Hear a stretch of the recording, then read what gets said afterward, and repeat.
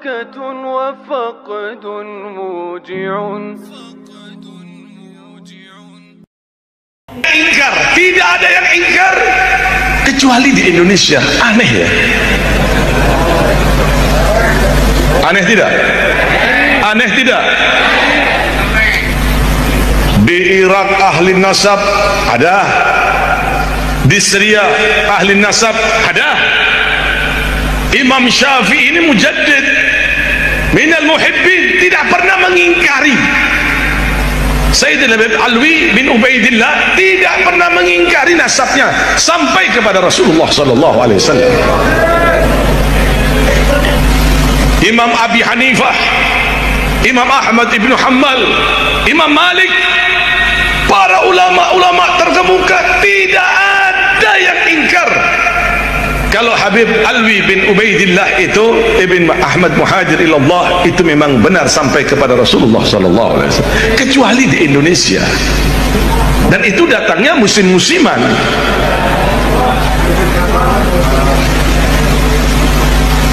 Saya tanya kepada teman-teman, semuanya betul.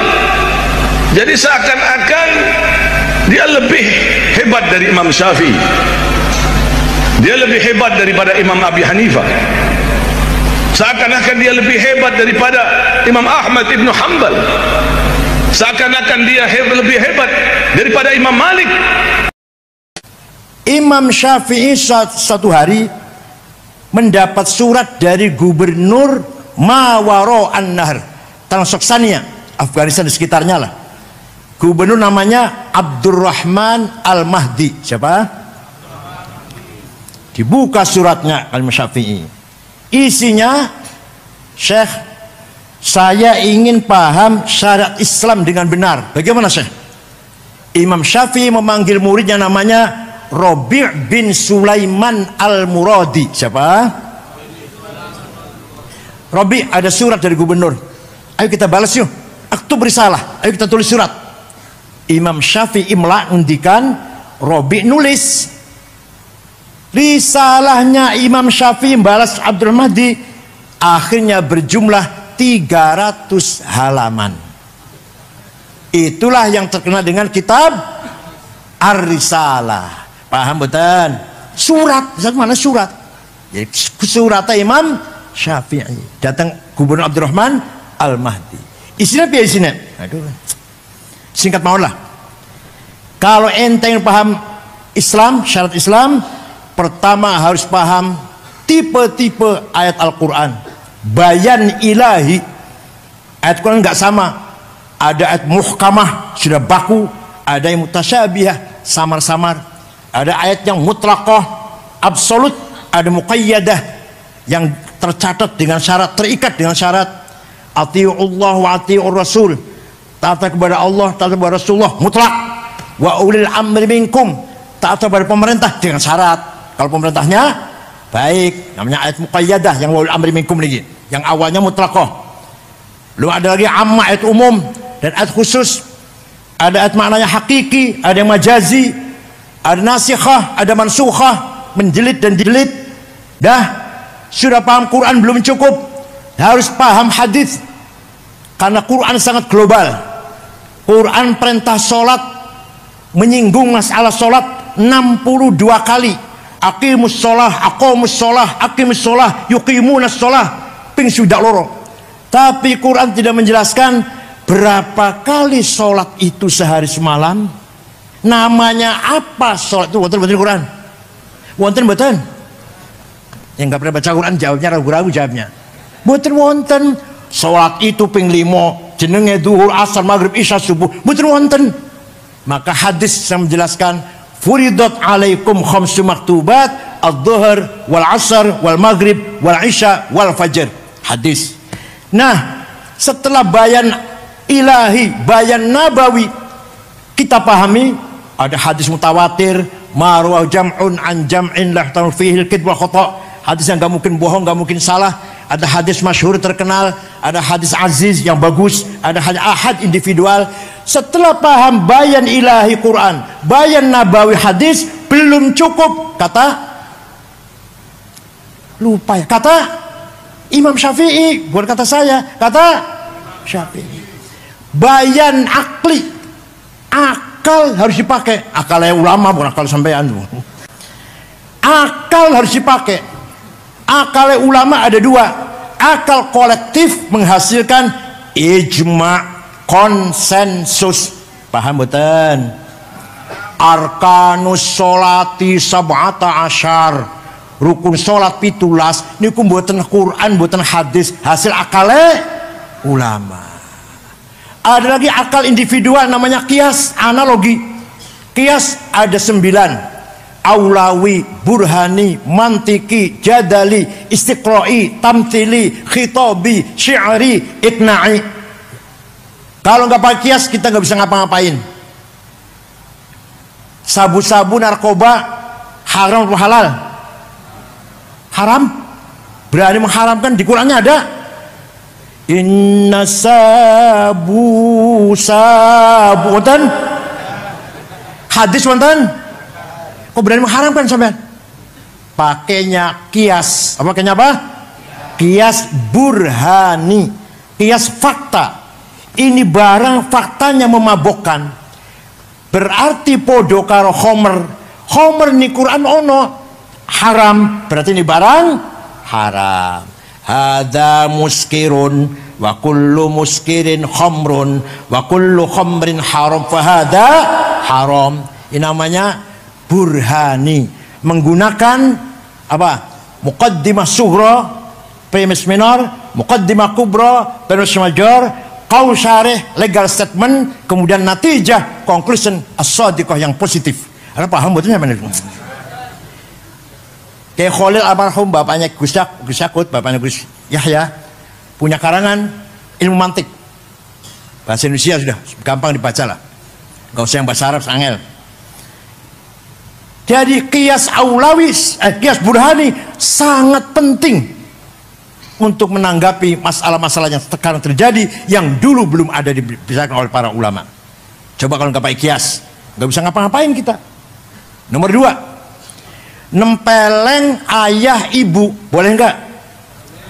Quran nggak ngarang tuh, Quran nggak ngarang. Yang dilarang oleh Quran, gimana? Wala taqul lahuma uffi wala tanharhuma. Kamu jangan ngomong kasar pada ayah ibu, kamu jangan bentak-bentak ayah ibu. Kalau gitu kita masuk rumahnya ayah ibu, nggak usah ngomong, nggak usah bentak, tempelengin aja. Boleh nggak itu? Boleh nggak? Kok nggak boleh, kenapa?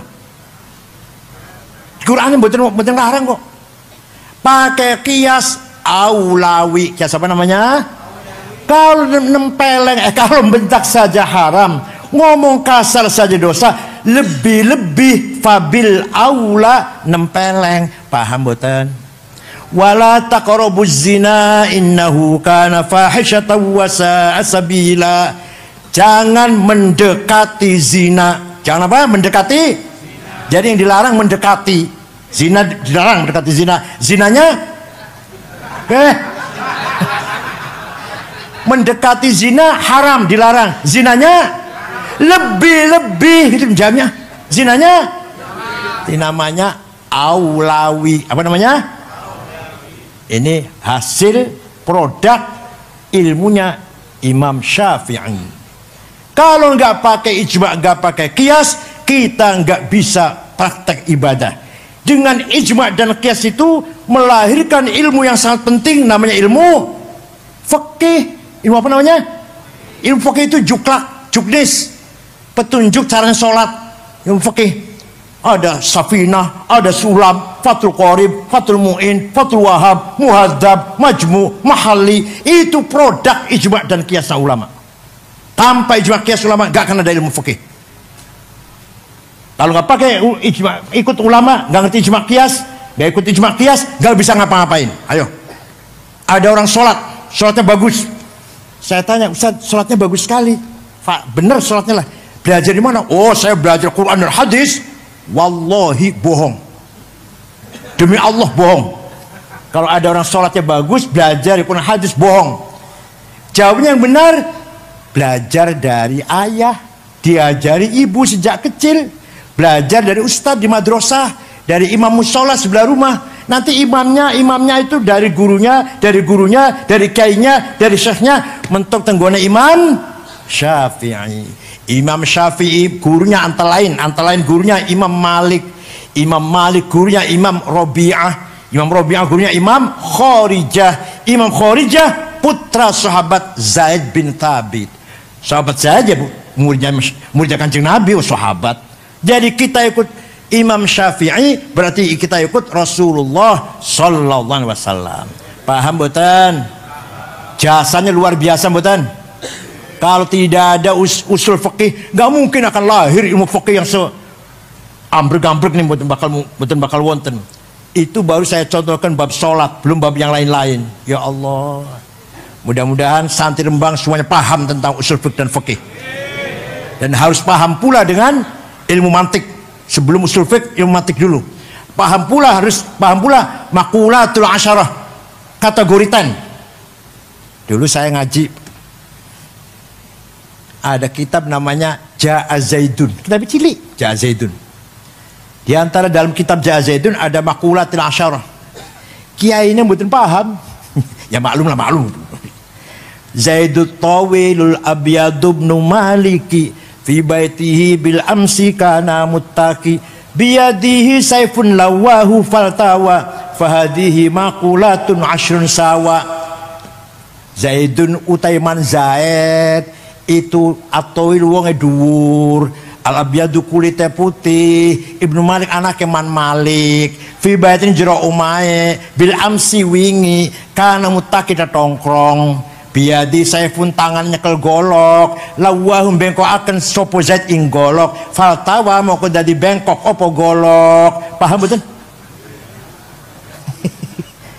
Waktu itu saya nggak paham. Setelah sekarang saya paham. Ilmu penting sekali itu. Namanya maqulatul asyarah, kategori 10. Zaidun esensi, at-tawil quantity, al-abyad quality, Ibnu Malik relasi, bil amsi times, fi baitihi place, kana muttaqi posisi, biadi saifun tangkel golok to have, lawahu aksi, faltawa reaksi. Paham? Siapa itu? Siapa orang itu? Oh, itu Gus Dur. Seperti apa Gus Dur itu orangnya? Apa kualitasnya? Kehebatannya apa? Hubungannya apa dengan orang lain? Kapan? Di mana? Gus Dur presiden. Kapan? Tahun berapa? Di mana? Di Indonesia. Posisinya kuat apa enggak? Namanya posisi namanya karena mutaki. Biadi saya pun tangannya Gus Dur nyekel golok, artinya apa? Punya aksi apa? Punya kekuatan apa? Gus Dur itu sudah punya kekuatan, kemudian aksinya seperti apa? Kalau udah beraksi dengan kekuatan itu, reaksinya seperti apa? Itu namanya kategori 10. Paham boten? Dipesan harus diajarkan, dan gurunya ngajar harus pandai menjelaskannya. Wa ma kanal mu'minuna liyanfiru kaffah. Orang NU, orang santri jangan semua jadi DPR. Artinya jangan semua jadi tentara, jadi polisi, jadi ASN. Harus ada yang khusus diem tafakuh fiddin. Falaula nafara min kulli firqatin minhum ta'ifatul yatafaqahu fiddin wal yunziru qaumahum idza raja'u ilaihim la'allahum yahdharun. Harus ada santri kiai yang duduk di pesantren khusus tafakuh fiddin. Enggak usah anggota DPR, enggak usah jadi ASN, enggak usah jadi polisi, enggak usah jadi camat, enggak usah jadi tentara. Paham boten? Lihat tafakuh fiddin, agar mendalami ilmu agama. Kalimat menggunakan fi'il mudhari. Fi'il mudhari itu zamannya hal dan istiqbal. Artinya apa? Memahami agama harus kontekstual, harus cara yang nyambung dengan situasi sekarang, kebutuhan sekarang, harus kontekstual. Faslun fil hiwalati, pasal ini menjelaskan letter of credit.